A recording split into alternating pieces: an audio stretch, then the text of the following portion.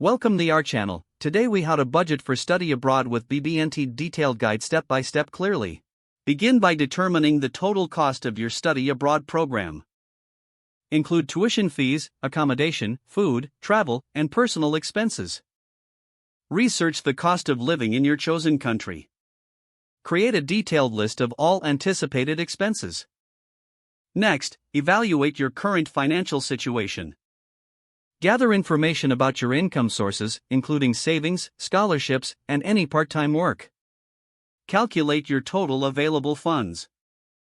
Now, set a budget based on your total costs and available funds. Divide your expenses into fixed and variable categories.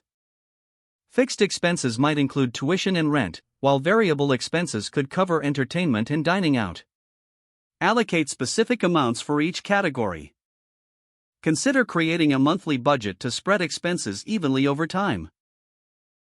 Look for additional funding sources if your budget falls short. Explore scholarship opportunities, grants, and financial aid options. Consider part-time job opportunities that fit your study schedule. It's also essential to open a dedicated savings account. This account can help you manage money specifically for your study abroad experience.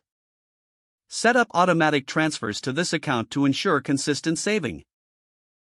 Monitor your spending regularly to stay on track with your budget. Use apps or spreadsheets to help keep your finances organized. Stay flexible and be ready to adjust your budget as necessary. Finally, ensure you have a contingency plan for unexpected expenses. Set aside a small portion of your budget for emergencies. With careful planning and monitoring, you can successfully budget for your study abroad adventure. If the page does not load, refresh the browser or try again in a private or incognito window. Make sure you are using the correct email address, then retype it carefully to avoid small typos.